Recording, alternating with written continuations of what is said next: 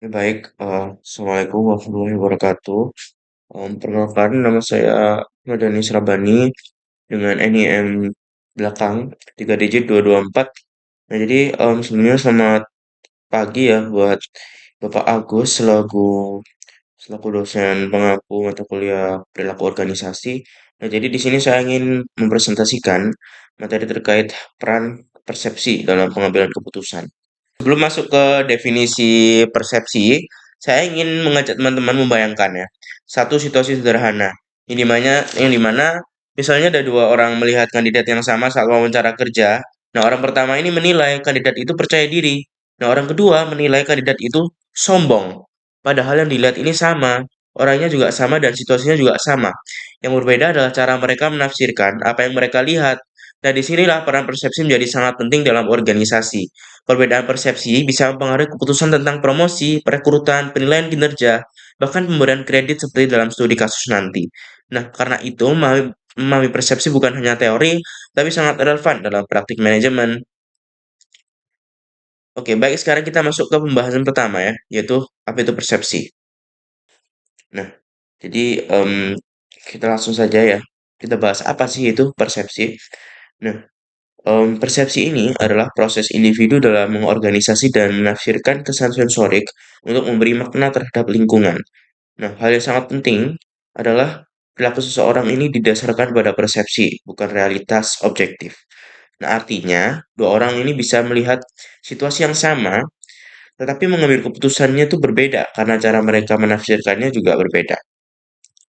Lalu, selanjutnya ada faktor yang mempengaruhi persepsi.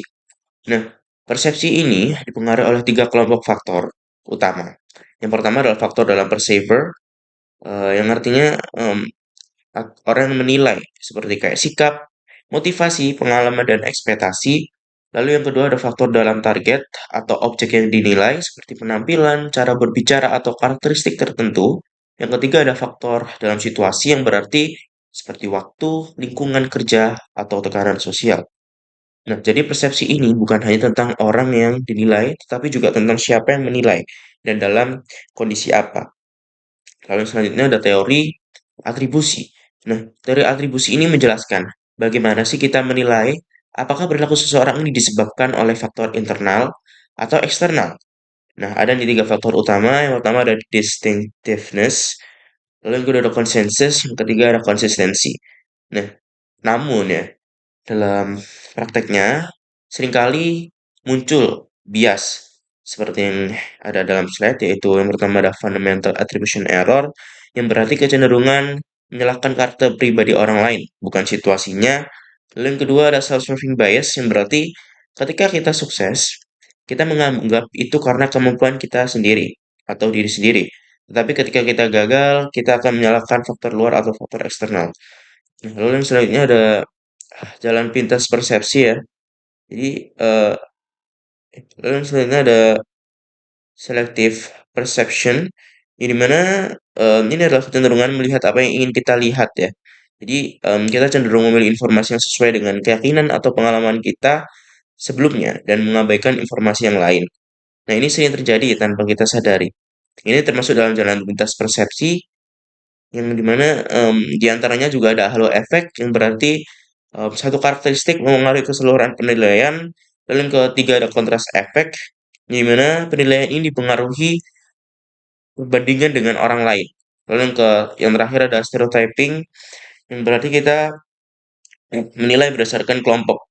Nah, shortcut ini membantu mempercepat keputusan, tetapi juga meningkatkan risiko kesalahan. Dan selanjutnya ada hubungan antara persepsi dan pengambilan keputusan. Nah, keputusan dipengaruhi oleh cara kita menafsirkan masalah. Nah, masalah muncul ketika ada kesenjangan antara kondisi saat ini dan kondisi yang diinginkan.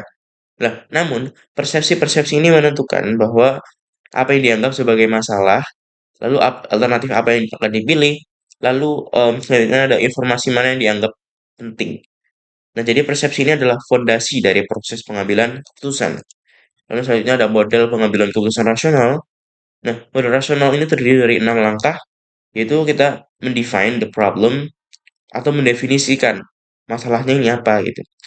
Lalu yang kedua juga masih mirip, yaitu mengidentify kriteria pengambilan keputusan atau identify decision criteria.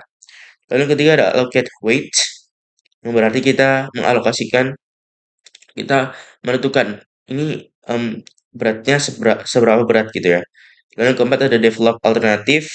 Lalu yang kelima ada evaluasi alternatif. Yang keenam ada self-based alternatif.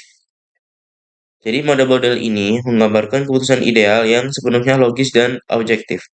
Lalu yang selanjutnya ada rasionalitas terbatas, di mana em, namun dalam kenyataannya ini ya manusia memiliki keterbatasan dan em, dalam proses informasi.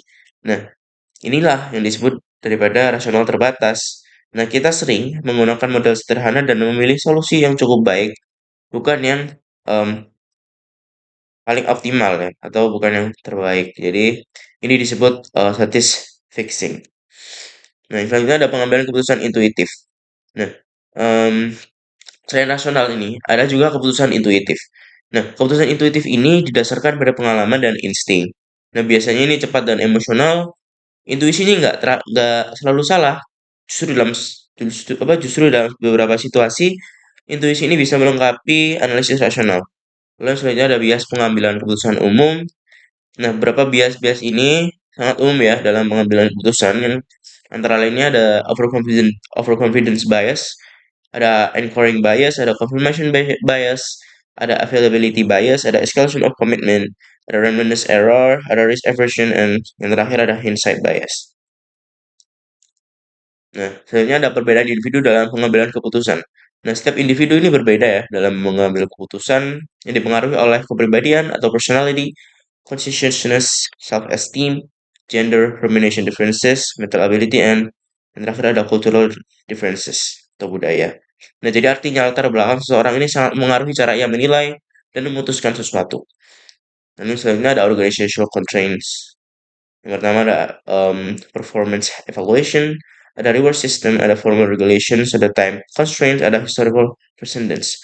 Nah, selain faktor individu ini, organisasi ini juga membatasi keputusan melalui yang ini tadi ya.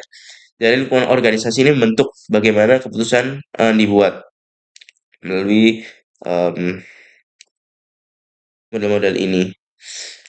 Nah, selanjutnya ada ethical decision criteria.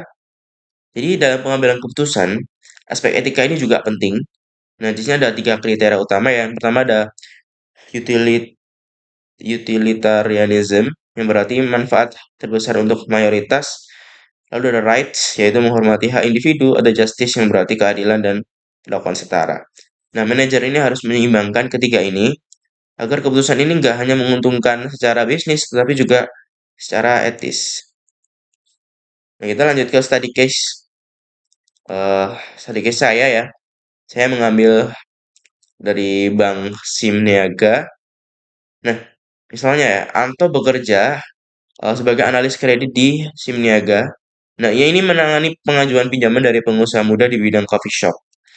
Nah, ia menangani pengajuan, secara data, laporan keuangan dan arus kasnya tergolong sehat. Namun saat wawancara, pemilik usaha atau Anto ini terlihat gugup gitu dan kurang meyakinkan. Nah, kesan pertama ini membuat eh,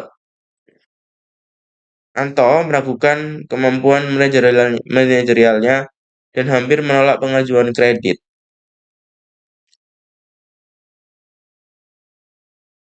Oh, maaf tadi, maksud saya, namun saat wawancara, pemilik usaha ya yang wawancarain. Nah, pemilik usaha ini terlihat gugup dan kurang meyakinkan.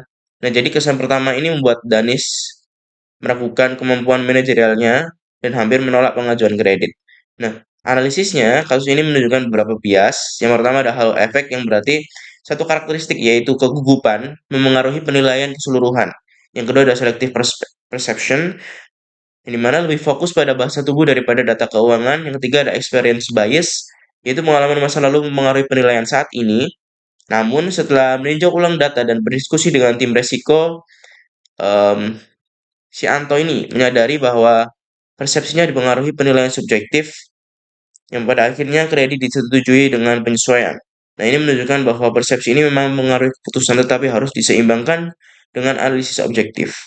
Nah, kesimpulannya persepsi memiliki peran besar dalam pengambilan keputusan. Namun sebagai profesional, kita harus menyadari bias diri sendiri dan menyeimbangkannya dengan data, diskusi, dan pertimbangan etis. Nah, semakin kita memahami bagaimana persepsi bekerja, semakin baik kualitas keputusan yang kita ambil. Nah, jadi mungkin cukup sekian presentasi yang bisa saya sampaikan. Kurang lebihnya mohon maaf. Wassalamualaikum warahmatullahi wabarakatuh.